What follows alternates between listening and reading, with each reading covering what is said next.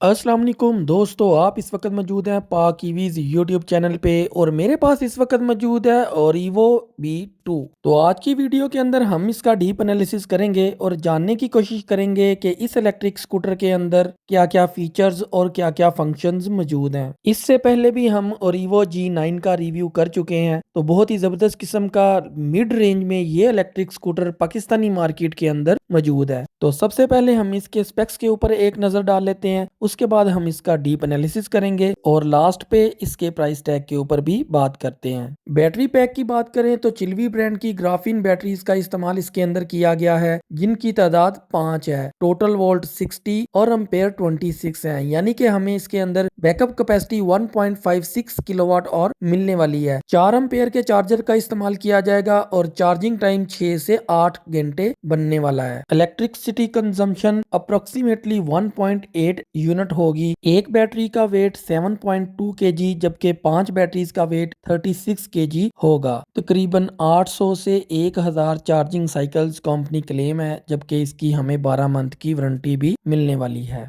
की फीचर्स की बात करें तो 1200 वाट की BLDC QS ब्रांड की मोटर हमें इस इलेक्ट्रिक स्कूटर में मिलेगी। टॉप स्पीड तकरीबन 50 किलोमीटर पर आवर है, जबकि मैक्सिमम रेंज जो है वो तकरीबन 75 किलोमीटर मिलने वाली है। इसके अलावा हमें cruise control, reverse assist, hazard flashing, side stand sensor और 3 प्रोजेक्शन लेंस भी इस इलेक्ट्रिक स्कूटर में मिलने वाला है। यानी कि टॉप क्वालिटी चिल्वी ब्रांड की बैटरीज और टॉप क्वालिटी QS मोटर का इस्तेमाल इस इलेक्ट्रिक स्कूटर में किया गया है। मज़ीद मालूमात के लिए pakeviz.com आप विज़िट कर सकते हैं और इस इलेक्ट्रिक स्कूटर को परचेज़ करने के लिए ev4pk.com को विज़िट किया जा सकता है। कैश डिस्काउंट के लिए आप pakeviz.com का रेफरेंस यूज़ कर सकते हैं। ओरीवो बी 2, तो हम इसकी की से स्टार्ट करते हैं।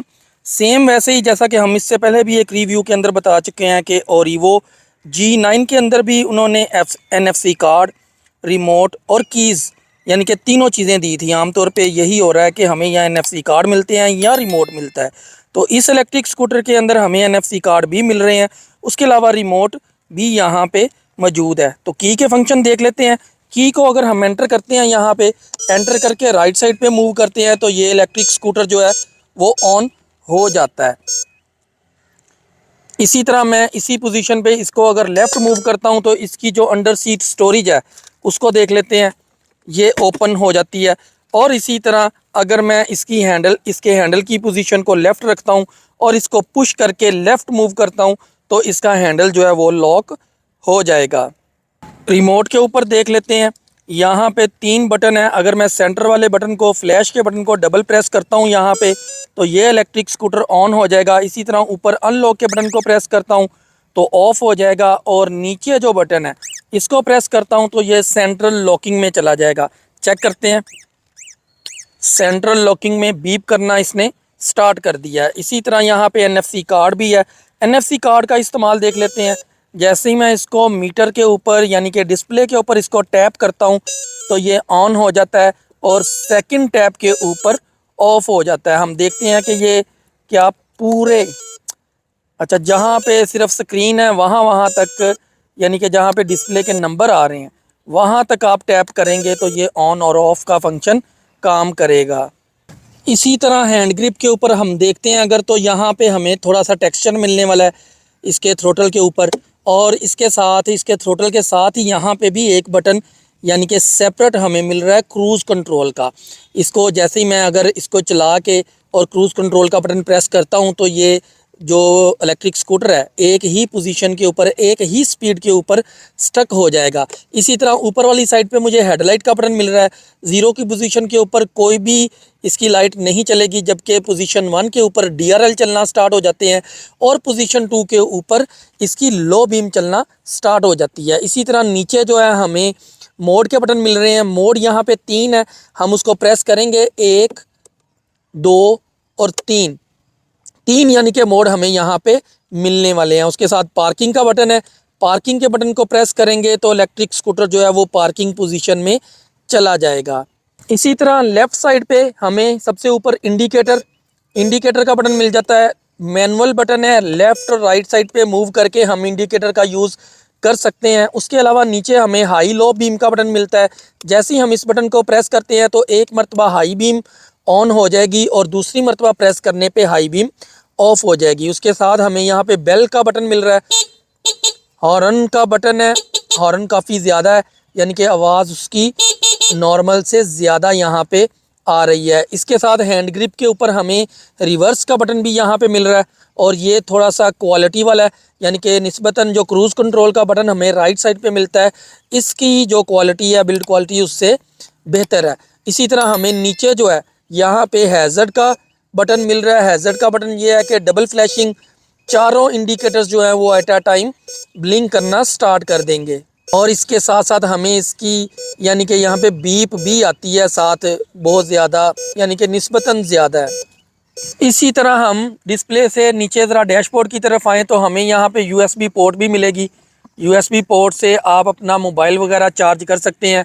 और नीचे जो पॉकेट आपको नज़र आ रही है, मैं दिखाना चाहता हूँ यहाँ पे थोड़ा सा पॉकेट जो है वो पूरी की पूरी, यानी कि फ्रंट साइड पे जितनी भी शेप है सारी पॉकेट की सूरत में यहाँ पे हमें मिलने वाली है। और ये बहुत ज़्यादा स्पेस है, आप इसके अंदर जैसे मर्ज़ी 2 3 4 5 मोबाइल भी रख सकते हैं और अपने डॉक्यूमेंट्स जिनको आप बेंड नहीं करना चाहते वो भी यहाँ पे बआसानी आ सकते हैं। इसी तरह यहाँ पे जो हुक है हमें मिलने वाली, यानी कि एमरजेंसी आप अपने शॉपर या कोई बैग वगैरह यहाँ पे हैंग कर सकते हैं। वो ना रोटेटेबल है ना हाइडेबल है, बल्कि इसको फ्रंट साइड से पेच की मदद से टाइट किया गया है और ये बड़ी सॉलिड किस्म की है। आम तौर पे कुछ ऐसी भी यानी कि हुक्स होती हैं जो कि सॉलिड नहीं होती, आप सिर्फ 1-2 केजी तक का वेट उनके ऊपर डाल सकते हैं। लेकिन ये जो चीज़ नज़र आ रही है, आप देख रहे हैं कि ऊपर से भी थोड़ी सी बेंट है फ्रंट साइड पे, कि इन केस जंप वगैरह से कोई शॉपर या कोई चीज़ ऊपर से निकल ना सके। तो इसके ऊपर भी आप तकरीबन 5 से 10 केजी तक का वेट बआसानी इधर हैंग कर सकते हैं। यहाँ पे हम इसके डिस्प्ले के ऊपर देख लेते हैं हमें कौन कौन से फंक्शंस या फीचर मिलने वाले हैं। मैं इसे ऑफ़ करके ऑन करता हूँ तो सबसे पहले तो 60 वोल्ट, मतलब कि इसके अंदर 5 बैटरीज का पैक है और पार्किंग मोड में ये ऑन होगी। उसके अलावा 40 किलोमीटर यानी कि 40 किलोमीटर ये इलेक्ट्रिक स्कूटर चल चुका है। 62 वोल्ट यानी कि ये बैटरी के वोल्ट शो हो रहे हैं। और इसके साथ हमें यहाँ पे ट्रिप मीटर भी मिल जाएगा। जैसे ही मैं ब्रेक को प्रेस करता हूँ तो यहाँ पे रेडी पोजीशन पे आ चुकी है और ऊपर स्पीडोमीटर शो होना शुरू हो गया है। सेकंड मोड में ये यानी कि इलेक्ट्रिक स्कूटर ऑन होगा। इसी तरह मैं अगर यहाँ से मोड का बटन प्रेस करता हूँ तो मोड 1, 2 और 3, 3 मोड इसके अंदर मौजूद है। अभी हम देख लेते हैं कि मोड 1 के ऊपर जो स्पीड है वो तकरीबन हमें 30 के करीब मिलेगी, जबकि मोड 2 के ऊपर हमें स्पीड जो है वो 40 और मोड 3 के ऊपर 54, यानी कि 54 का मतलब ये है कि ऑन रोड हम जब इसको चलाएंगे तो 5 पॉइंट नीचे आ जाएगी स्पीड। उसके अलावा और ईवो की ब्रांडिंग है, सेल शो हो रहे हैं। और इसके अलावा मैं देख लेता हूँ कि यहाँ पे अगर मैं हैज़र्ड का बटन ऑन करता हूँ तो डबल फ्लैशिंग भी यहाँ पे स्टार्ट हो चुकी है। और इसके अलावा हम देखते हैं कि जैसे ही मैंने यहाँ पे रिवर्स का बटन प्रेस किया तो यहाँ पे आर यानी कि रिवर्स की इंडिकेशन भी शो हो रही है। और उसके अलावा हेडलाइट को मैं अगर ऑन करता हूँ तो हाई बीम है वो भी, उसकी इंडिकेशन भी यहाँ पे शो हो रही है। उसके अलावा अगर आपने यहाँ पे यानी कि साइड स्टैंड लगाया हुआ है तो यहाँ पे भी एक रेड कलर की इंडिकेशन आएगी, यानी कि इस टाइम ये जो इलेक्ट्रिक स्कूटर है ये रेडी पोजीशन में नहीं है। जैसे ही मैं इसका थ्रोटल भी मूव करता हूँ तो ये नहीं चलने वाला, ये साइड स्टैंड सेंसर की वजह से है। तो इसको मैं ऊपर कर लेता हूँ, जैसे ही मैं ऊपर करता हूँ तो रेडी पोजीशन में आप आ जाते हैं। तो ये चीज़ें थी। इसके अलावा यहाँ पे क्रूज़ कंट्रोल भी है। क्रूज़ कंट्रोल में लगाता हूँ तो उसकी इंडिकेशन भी यहाँ पे मौजूद है। अभी देखें थ्रोटल हमने छोड़ दिया और ये इलेक्ट्रिक स्कूटर क्रूज़ कंट्रोल के ऊपर चल रहा है। साइड स्टैंड की बात करें तो हमें इसके अंदर सेंसर मिलने वाला है। यहाँ पे सेंसर मौजूद है और नज़र भी आ रहा है, ये इस यानी कि पेज के नीचे सेंसर लगा हुआ है। यानी कि आप जैसे ही साइड स्टैंड को नीचे करते हैं तो आपकी बाइक जो है वो यानी कि स्टार्ट नहीं होगी, चलेगी नहीं, मूव ऑन नहीं करेगी। इसी तरह इसके नीचे साइड स्टैंड के नीचे मैं देख रहा हूँ, एक तो आपको क्वालिटी यहाँ पे नज़र आ रही है काफ़ी ज़्यादा, और इसके नीचे प्लास्टिक का बूट भी हमें मिलने वाला है। इन केस हमारे घरों में पत्थर के या टाइल के फ़र्श होते हैं, तो अगर प्लास्टिक का बूट मौजूद ना हो तो उनकी ख़राबी का काफ़ी ज़्यादा चांस बनने वाला है। इसी तरह डबल स्टैंड के नीचे हमें यहाँ पे प्लास्टिक का बूट नहीं मिलेगा, लेकिन हमें यहाँ पे एक रबड़ की ग्रिप मिलने वाली है। ये यानी कि टायर साइड पे लगाया गया है कि जैसे ही हम इसे डबल स्टैंड से उतारते हैं तो एक जो आवाज़ आती है बहुत ही ठक करके, वो नहीं आएगी, बल्कि ये जो है ऊपर फ्रेम के साथ जाके टच करेगा और जो शोर है या कोई आवाज़ है वो बिल्कुल ख़त्म हो जाएगी। फुट रेस्ट की बात करें तो हमें यहाँ पे यानी कि एक सेपरेट फुट रेस्ट मिलने वाला है, यहाँ पे मौजूद है और इसको आप यानी कि ऊपर को भी कर सकते हैं, रिट्रैक्टेबल है, और इसको आप नीचे को करके इसके ऊपर जो पिलियन राइडर है वो इसके ऊपर पाँव एडजस्ट करेगा। शॉक्स की बात करें तो बैक साइड पे इसके स्प्रिंग टाइप जो रियर शॉक हमें मिलने वाला है वो एडजस्टेबल है। आप इसको सॉफ्ट या हार्ड कर सकते हैं, यानी कि अपनी मर्ज़ी से इसको अप या डाउन यानी कि सॉफ्ट या हार्ड कर सकते हैं। जैसा कि मैंने शुरू में आपको बताया कि इसके अंदर क्यूएस मोटर का इस्तेमाल किया गया है, जो कि चाइना के अंदर नंबर 1 है। बोश के बाद जिस यानी कि कंपनी का नाम आता है मोटर के अंदर, मोटर की क्वालिटी या परफॉर्मेंस के अंदर, तो वो क्यूएस मोटर है जो कि यहाँ पे हमें मिलने वाली है। ब्रेक की बात करें तो फ्रंट साइड पे हमें डिस्क ब्रेक मिलेगी, जो कि ओरिवो के यानी कि ओरिवो की ब्रांडिंग के साथ यहाँ पे मौजूद है। मैं कोशिश करता हूँ कि आपको ज़रा क्लोज लुक से दिखाऊं कि इसकी बिल्ड क्वालिटी किस तरह की है। यहाँ से मुझे काफ़ी ज़्यादा इसकी फ़िनिश लुक नज़र आ रही है, और यकीनी तौर पे जब डिस्क ब्रेक का इस्तेमाल किया जाता है तो वो बहुत ज़्यादा ज़बरदस्त होता है ड्रम ब्रेक के मुकाबले में। इसी तरह ओरिवो की ब्रांडिंग जो है वो आप देख रहे हैं कि फ्रंट शॉक के ऊपर भी नज़र आ रही है, और फ्रंट शॉक पे हमें जो शॉक मिलने वाले हैं वो भी बहुत क्लियर यहाँ पे नज़र आ रहे हैं। इसी तरह हम अगर टायर की यहाँ पे बात करें तो हमें 3.00 यहाँ पे मेंशन है, 3.00-10 के टायर हमें मिलने वाले हैं, और टायर जो हैं वो 6 प्लाई के हैं, 6 प्लाई के टायर हैं, और 41 PSI हम इसके अंदर जो एयर प्रेशर है वो मेंटेन करेंगे। तो यहाँ पे मेरे पास टायर इन्फ्लेटर यानी कि एयर पम्प मौजूद है, 41 PSI इसके ऊपर शो हो रहा है, तो आप इसके साथ इसको यानी कि इसके एयर प्रेशर को मेंटेन कर सकते हैं। ये एयर प्रेशर इस नंबर पे आप व्हाट्सअप करके भी मंगवा सकते हैं, कैश ऑन डिलीवरी है, और फ्री डिलीवरी पूरे पाकिस्तान में आपको ये टायर इन्फ्लेटर मिल सकता है। जैसा कि हमें पता है कि टायर जो है वो 3.00-10 का इस्तेमाल किया गया है, तो हम इसकी थोड़ी सी पैमाइश कर लेते हैं। ज़ीरो से लेके इसको हम देखते हैं 3.22 इंचज़, यानी कि वैसे तो ऊपर मेंशन है 3.00, लेकिन मैं यहाँ पे देख रहा हूँ कि इस टायर का साइज़ जो कि ऊपर मेंशन है उससे थोड़ा सा बड़ा है, 3.09 आ रहा है। इसी तरह 3.20 यहाँ पे शो हो रहा है, यहाँ पे देख लेते हैं 3.21, यानी कि ये इसके टायर का साइज़ है। हेडलैम्प की बात करें तो फ्रंट साइड पे हमें 3 प्रोजेक्शन लेंस मिलने वाला है। ज़ीरो की पोजीशन के ऊपर कोई भी लाइट यहाँ पे ऑन नहीं होगी, यानी कि DRL जो है वो उसको ऑन करना पड़ेगा, ऑलवेज़ ऑन नहीं होगा। तो जैसे ही हम ज़ीरो की पोजीशन से 1 पोजीशन के ऊपर लेके जाते हैं तो DRL जो है यहाँ पे चलना स्टार्ट हो जाता है। मैं थोड़ा सा आपको और दिखाना चाहूँगा इसकी फ्रंट साइड से लुक क्या बनती है। इसी तरह अगर मैं हेडलाइट के बटन को ज़ीरो से यानी कि 1 पोजीशन से 2 पोजीशन पे लेके जाता हूँ तो इसका जो सिंगल प्रोजेक्शन लेंस है जो कि लो बीम है इसकी, वो चलना स्टार्ट हो जाती है। और अगर लेफ़्ट साइड पे जो बटन है यानी कि हाई बीम का बटन, उसको मैं ऑन करता हूँ तो यहाँ पे 3 प्रोजेक्शन लेंस चलना स्टार्ट हो जाता है। तो इसकी थ्रो जो है कोशिश करेंगे कि नाइट टाइम पे भी आपको दिखाएं कि ऑन रोड किस तरह की होने वाली है। और इसी तरह जब हम हैज़र्ड का बटन ऑन करते हैं तो फ्रंट साइड पे जो इंडिकेटर हैं वो इसकी हैंडल बार के ऊपर मौजूद हैं, वो चलना स्टार्ट हो जाते हैं। डबल फ्लैशिंग यहाँ पे फ्रंट साइड से नज़र आ रही है, और रियर साइड से जो इसकी फ्लैशिंग है, डबल फ्लैशिंग, वो कुछ इस तरह की नज़र आने वाली है। टेल लाइट की बात करें तो हमें एक पूरी बार यहाँ पे मिलने वाली है। बार को ज़ीरो की पोजीशन के ऊपर बिल्कुल ऑफ होगी, जबकि हेडलाइट का बटन जैसे ही हम 0 से 1 की पोजीशन पे लेके जाते हैं तो ये चलना स्टार्ट हो जाएगी। जबकि जैसे ही हम ब्रेक का इस्तेमाल करते हैं यानी कि ब्रेक को प्रेस करते हैं तो यहाँ पे इसका ग्लो जो है वो बहुत ज़्यादा होने वाला है। इसी तरह अगर हम लेफ़्ट साइड का इंडिकेटर चलाते हैं तो वो जैसा कि डबल फ्लैशिंग में भी हमने देखा हैज़र्ड में, यहाँ पे यानी कि बड़ा ही खूबसूरत किस्म की जो एलईडी लाइट है वो चलना स्टार्ट हो जाती है। इसी तरह राइट साइड वाला इंडिकेटर चलाते हैं तो राइट साइड पे इंडिकेशन स्टार्ट हो जाएगी। रियर साइड पे हमें यहाँ पे ड्रम ब्रेक मिलने वाली है, जो कि आम तौर पे हमें CD70 टाइप बाइक्स जो हैं हमारे पास मौजूद इधर पाकिस्तान में, बिल्कुल वैसी ही यहाँ पे ड्रम ब्रेक हमें मिलेगी। इन केस कोई प्रॉब्लम होती है तो सिंपल इससे भी ओपन करके जो इसके अंदर शू होते हैं, ब्रेक शू, उनको चेंज कर दिया जाएगा और ये फिर अपना काम स्टार्ट कर देगी।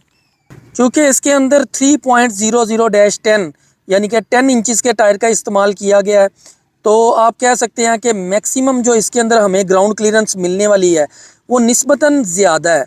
निस्बतन ज़्यादा इसलिए है कि मैं देख रहा हूँ कि फ्रेम जो है इसका वो काफ़ी ज़रा ऊपर करके लगाया गया है और हमें यहाँ पे यानी कि 5 से 6 इंच तक की ग्राउंड क्लियरेंस मिल सकती है। यहाँ पे मैं आपको एक चीज़ दिखाना चाह रहा हूँ कि ये इसकी शेप जो है यहाँ से मुख्तलिफ है।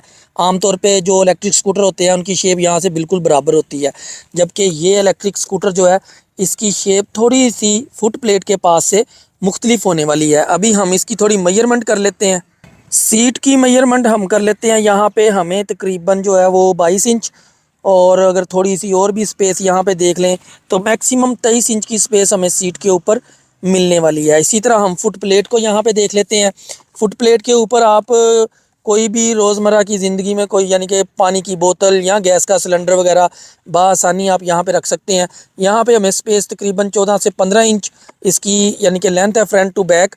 और इसकी अगर मैं चौड़ाई यहाँ पे देखना चाहूँ तो मुझे तकरीबन मिलेगी, यहाँ से हम करते हैं तो 14 से 15 इंच, 15 इंच तक मैक्सिमम इसकी जो लेफ़्ट टू राइट इसकी चौड़ाई है वो मिलने वाली है। अंडर सीट स्टोरेज को भी यहाँ पे थोड़ा मेजर कर लेते हैं। यहाँ पे हमें 2 पॉकेट्स मिलने वाली है, यानी कि एक बैक साइड पे आप कुछ सामान जो है वो आप यहाँ पे एडजस्ट कर सकते हैं और एक फ्रंट साइड पे। इसकी गहराई काफ़ी ज़्यादा है जो कि नज़र आ रही है, जबकि चौड़ाई जो है वो थोड़ी कम है। इसको हम देख लेते हैं, मेजरमेंट कर लेते हैं। लेफ़्ट टू राइट जो है वो यहाँ पे हमें तकरीबन 7.5 इंच, जबकि इसकी जो गहराई है वो तकरीबन 13 इंच, और इसकी फ्रंट टू बैक जो लंबाई है वो तकरीबन 10 इंच फ्रंट साइड पे पॉकेट में मिलेगी। और इसी तरह जो बैक साइड वाली है उसकी चौड़ाई 9 इंच और गहराई तकरीबन 7 इंच, और फ्रंट टू बैक अगर यहाँ पे हम देखते हैं तो हमें तकरीबन 6 से 7 इंच या 6.5 इंच तक की स्पेस मिलने वाली है। यहाँ पे हमें ब्रेकर भी मिलेगा, सेफ्टी के लिए बहुत ज़रूरी है। इन केस कोई शॉर्ट सर्किट या कोई इस तरह का मसला मसाइल होता है तो ब्रेकर जो है वो ट्रिप कर जाएगा और कोई भी यानी कि स्कूटर को मज़ीद नुकसान से बचा सकता है। इसी तरह ये जो चीज़ है आपको हुक यानी कि यहाँ पे जो सीट लॉक होती है ये मुख्तलिफ है आम स्कूटर्स के मुकाबले में। यहाँ पे हमें सेंटर में मिलेगी, यानी कि जब आप इसको बंद करेंगे तो ये जो चीज़ है आप यहाँ से प्रेस करके इसको लॉक करेंगे। चार्जिंग पोर्ट हमें सीट के बिल्कुल नीचे मिलेगी और ऊपर से चार्जिंग पोर्ट को कवर किया गया। यहाँ पे हम देख रहे हैं कि इसको कवर किया गया ताकि इन केस पानी वगैरह अगर ऊपर से पड़ता है तो वो इसके अंदर ना जाए। तो चार्जर को भी हम यहाँ पे देख लेते हैं, और ईवो ब्रांड का ही हमें चार्जर यहाँ पे मिलने वाला है। ग्राफीन बैटरी चार्जर 4 एम्पेयर का चार्जर है, यहाँ पे मेंशन है। 4 एम्पेयर के चार्जर के साथ हम इसे चार्ज करेंगे। यह इसका प्लग है जो कि हमें इसके साथ मिलने वाला है। आप किसी भी लाइट प्लग के अंदर इसको लगा के चार्ज कर सकते हैं। इसी तरह दूसरी साइड पे देख लेते हैं, ये वाला स्टाइल हमें मिलने वाला है जो कि आम हमारे जो कंप्यूटर होते हैं यानी कि उसकी पावर केबल होती है, सेम या ऑलमोस्ट वही चीज़ हमें यहाँ पे मिलने वाली है। इसके साथ साथ हमें यहाँ पे फुट मैट भी मिलेगा। आम तौर पे जितने भी इलेक्ट्रिक स्कूटर आ रहे हैं बहुत कम है कि जिनके साथ हमें फुट मैट मिले, और ये यहाँ पे मौजूद है। दोस्त जो हैं वो आफ्टर मार्केट परचेज़ कर करके यहाँ पे पाँव के नीचे रख रहे हैं, लेकिन हमें ये चीज़ यहाँ पे ओरिवो की ब्रांडिंग के साथ ही मिलने वाली है। साइड मिरर की बात करें तो बड़े ही खूबसूरत किस्म के यहाँ पे हमें साइड मिरर मिलने वाले हैं, और आप देख रहे हैं कि इनका जो गैप है, हम पहले गैप मेजर कर लेते हैं। कम से कम 21 इंच का गैप हमें मिलने वाला है इनके दरमियान। और यहाँ से बैक साइड पे जो इसका व्यू बनने वाला है वो बहुत ही नीट एंड क्लीन है। खुद बंदा बीच में बिल्कुल भी नहीं आता। मेरे मुंह के पास कैमरा है इस टाइम और आप देख रहे हैं कि बैक साइड पे जो व्यू है वो बहुत ही क्लियर आ रहा है। इसी तरह यहाँ पे आप देख रहे हैं कि यहाँ पे जो नट है उसको टाइट करने के बाद ऊपर से ये प्लास्टिक का कैप या रबड़ का कैप दिया गया है ताकि इसकी जो फिनिश लुक है उसको बरकरार रखा जाए। तो ये था ओरिवो B2 का डीप एनालिसिस, यानी कि हमने कोशिश की है कि आपको पोस्टमार्टम की हद तक इसके अंदर जितने भी फीचर्स, फंक्शंस और इसके अंदर जो जो भी चीज़ें अवेलेबल हैं वो बताएं। तो उम्मीद है कि आपको वीडियो पसंद आई होगी। वीडियो पसंद आए तो चैनल को सब्सक्राइब और वीडियो को लाइक ज़रूर कीजिएगा।